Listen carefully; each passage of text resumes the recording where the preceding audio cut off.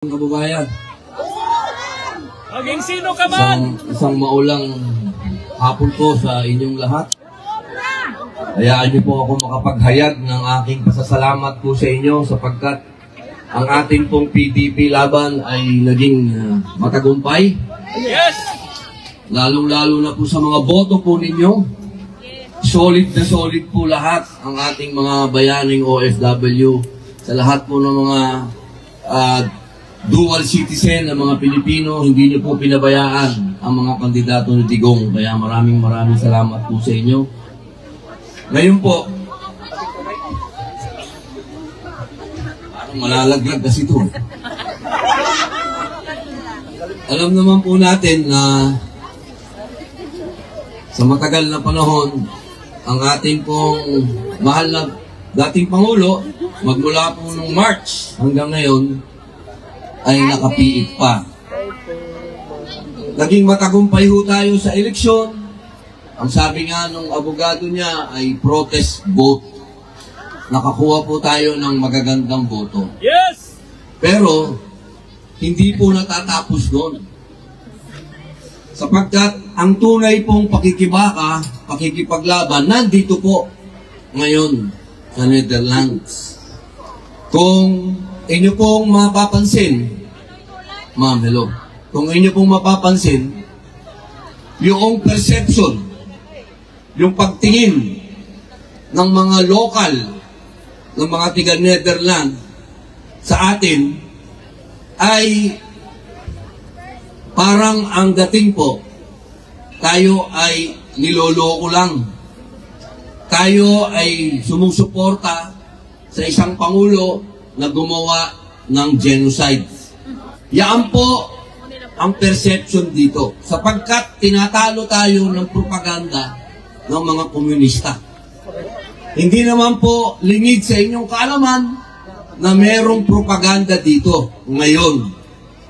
Kaya po, pagkatapos po natin manalo nung nakaraang eleksyon, hinihingi ko naman po sa inyo na tayo po ay magbukas ng ating mga bibig. Tayo po ay makipag-usap sa mga lokal na taga-Netherlands. Kung kayo po ay taga-Europa, punta Paris, marami ang taga-Paris dito.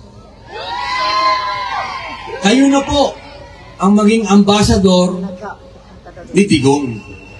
Kailangan, kung ano po yung ginagawa ng propaganda ng mga komunista, kailangan gawin din po natin yun. Kausapin natin ng personal yung mga taong makakatabi nyo, kung sino yung mga kasama nyo sa trabaho, kung sino yung mga nanliligaw sa inyo, kung sino yung mga mahal ninyo, kung sino yung mga kamag-anak ng mahal ninyo.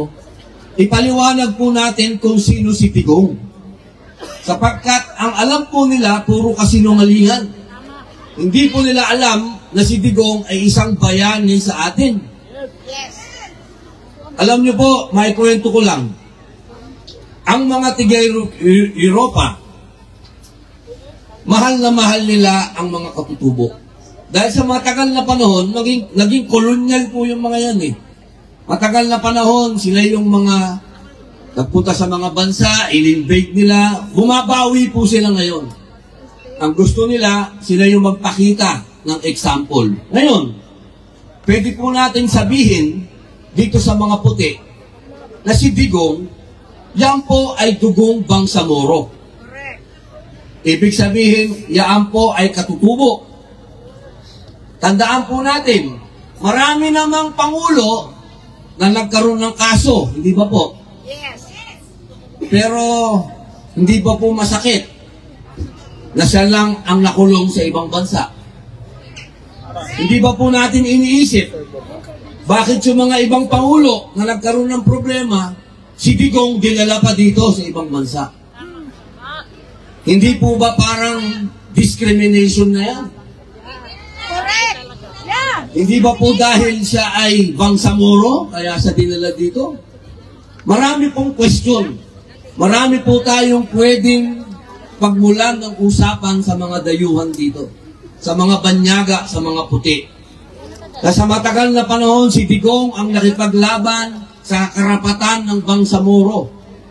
Sino po ba ang Bangsamoro sa matagal na panahon? Sino po ba sila? Sila po ang inapi, meron historical injustice, halos inubos ang mga Bangsamoro. Pero nung dumating ang ating mahal na Pangulo na sinasabi nilang author ng genocide, pero itong Pangulong ito ang nagbigay ng otonomiya sa Bangsamoro. Siya po ang pumirma ng BARM. Yan po yung mga bagay na pwede natin i-share sa mga puti. Yung sinasabi ninyo na pumatay ng maraming tao, yung tao na yan ang nagbigay ng kalayaan doon sa mga Bangsamoro sa amin. Hindi po yan dapat nating kalimutan. Ang ating mahal na Digong nakikipaglaban sa mga oligarkiya. Sino ba po yun? Yung mga mayayaman. Yes. Si Digong lang ang tumayo. Ayaw nga magbayad ng mga tax na mga yan, di ba? Tama. Pero si Digong, kailangan po natin ipaliwanag ito sa mga nandito. Kasi wala nang problema sa mga Pilipino, wala nang problema. Panalo na tayo sa kababayan natin, panalo na tayo. Ang kailangan nating makuhang puso, yung mga nandito sa Europa. Kailangan, kasi po, wala na sa kamay ng Pilipinas kung mapapauwi si Digong. Wala na sa kamay ng Pilipinas. Nandito na po sa kamay ng mga European. Yes! Wala ka. Kaya, ipaliwanag niyo po sa kanila kung paano ang suporta nilang binibigay sa mga Palestino. Dapat ganun din ang ibigay nilang suporta dito sa laban natin kay Digong. Dahil si Digong ay biktima ng masamang publicity, masamang propaganda, black propaganda. Kailangan natin sabihin sa kanila na hindi totoo yan. Yung sinasabi ninyong pinatay niya, mga kriminal, mga halangang kaluluwa, mga durugista na pumapatay ng mga bata, nang re-rape ng matatanda, pagkatapos rape, pinapatay, ninanakawan. Hindi po tayo pwedeng puro ganito lang tayo, makikita tayo, kakanta, magsasalita. Hindi po, nasa kalsada ngayon ang pakikibaka natin. Kung mausap tayo ng mga puti, kahit hirap ako mag-English, I will English for you. I will explain to you. Yes. We will help Every you. night, every day, especially to a beautiful woman.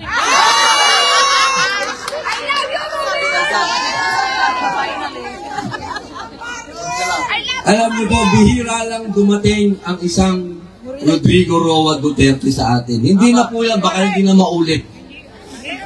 Isang tatay natin, boyfriend ng karamihan, lolo ng karamihan, bihira na po yan. Tatay ng bayan, opo, maging proud tayo Yes.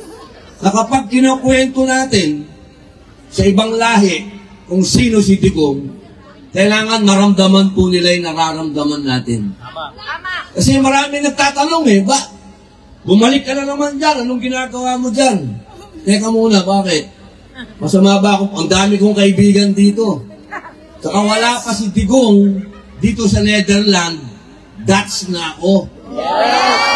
Tambay na ako dito. Kaya huwag niyo akong questionin ba't ako nandito. That's boy ka na, Sen. Dutch boy ako That's entertainment. Kaya po sana, explain niyo po. Ako naman nasa mic ngayon. I know the Dutch people can hear me. Wow. I am the symbol of second chance in our country. Some people say that our past president is a bad man and he killed a lot of criminals. Well, I am a criminal. I am an ex-convict. I was given a second chance by this president. That is not true that he is killing criminals. That is not true. Oy, that's it. That is from the liars. That is a political attack on him. Tama. Correct. That's right. I am telling you this because I am a bad boy before. I am triple X. I'm triple X. Not the porno, ha? I'm ex-bad boy, ex-rebel. Ako po yung naging rebelde rin, kaya kilala ko po ang mga komunista. At ako po, alam nyo naman, ex-convict ako. Pero hindi ko po yan. I'm telling you this because I am proud of it. No, I'm not proud of it. I'm telling you because Digong gave me a second chance. And now Yes. I am a senator. Yes! If Digong is a bad man, then I will be 6 feet under the ground. Tama. But he's not a bad man. He gave me a chance. So all the things that you hear are all lies. Right. And that lies came from a person who wants to be a vice president, but Digong did not accept him. That is the story. Yes, yes. You all know who's that man. Yes. Mention it. Hindi na nanalo. Tanod na. That guy never won an election. Right. So, my dear brothers in humanity, especially here in Europe, I know you are fighting for the rights of a lot of people in a lot of countries. I hope you could see now, for how many months we are here, we are knocking at your hearts, and we are telling you deep inside our hearts that you have imprisoned a very good man, and that is a very wrong thing. You have in your prison a man who brought us hope, Yes. That's true. who brought us Right. order, Exactly. who made us proud that we are Filipinos. Yes. So I hope one day you will make us happy, because one day the Netherlands will release our dearest President, Rodrigo Duterte. Maraming salamat po. Mahal ko po kayong lahat. Hindi tayo, walang iwanan. Pwede na tayo mag-picture. Wala nang ulan. Let's do it!